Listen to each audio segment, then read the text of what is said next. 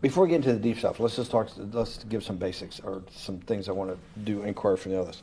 Walk me through the Santa Fe Institute. What was it about the time of the math? And this was in the late 90s. So they're not going to hear me on this part, right?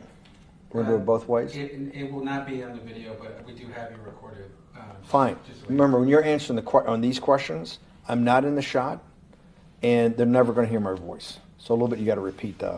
In your answer, you got to repeat what my question was. Oh, a little bit. Okay. Santa Fe Institute. Why, when you're at the top of your game on Wall Street, do you decide to finance, which was at the time, or endow, or become the donor or sponsor, however you want to say it, for what was considered the most cutting-edge group of mathematicians in the world? Action. So Santa Fe Institute in the late 80s, early 90s, I was interested, I was on the board of Rockefeller. So that starts, Rockefeller, it's university formed by John D. Rockefeller to sort of give back to the community. It's east side of Manhattan, except it was old. It was sort of old-fashioned. They were talking about medicine, and medicine by itself was, again, subject to the ideas of science. They were trying to use science to find cures for disease. And I said, no, we need to do something different. We need to start interdisciplinary work. In most... How did a schmuck like you get on the board of Rockefeller? What year was that? I don't remember. Late, I think 89 and 91. So that's one of the most prestigious research places in the world, correct? Yes. Okay, how did a guy like you get on the board of a blue blood, internationally known, hard research, Nobel Prize winners all over the place? How do they pick a guy like you, a trader from, or basically some guy from Bear Stearns? Good question. So I was asked to be on the board of Rockefeller, and I think it was, I was on the board of Rockefeller, there was a money manager who said, Rockefeller needs someone with financial expertise because the university is growing and there's lots of new things. You have to, again, we go back to the original discussion the last time. Up until the mid-'80s or sort of early mid-'70s, the most important thing was your name. If you were Rockefeller, you already were considered to be brilliant. If you were head of General Motors, it was your reputation. It was who you knew, who your family was, what was your character. And then in the mid-'70s, basically, if you remember, you probably had a calculator. It was very advanced in those days to have a Texas Instrument calculator, where it could, by putting in the numbers, it would multiply for you to do square roots. And that was the first, and everyone who had a calculator was already advanced on Wall Street. A simple almost like your accountant. The most important parts of business were really now going to calculations. So it's not only mathematics, but it's things that could be calculated.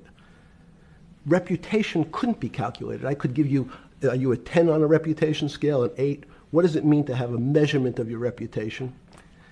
We'll get to that later. But places like Rockefeller needed someone to say, look, we're entering a different world where numbers and the numbers of companies, portfolio management was going to be balanced. It was going to be statistical. Jeffrey, could you come on the board? Potentially sit on the finance committee, Nancy Kissinger and a bunch of other people. And David Rockefeller and I got along very well. He was an unbelievable human being. Respectful to everyone. He introduced his driver as his colleague, not his driver. He would never say, this is my driver. He said, it's my colleague. And David started to explain to me world politics. So David would say, Jeffrey, money is going to be sort of the most important things. People don't understand money. You seem to have this knack for money. I said to David, tell me about your life. What was the worst and the best part of your life? So David said, when I grew up, everyone knew I was a Rockefeller. They didn't know that my father told me he would not leave me a dime. No money. But every time we went out to eat, me and my 5 friends in school, they would leave me the bill. They would expect me to pick up the check because I was a Rockefeller. And he said, I was chairman of Chase Bank. And he said, I remember like it was yesterday, one of the headlines in Time magazine said, David, please fire yourself.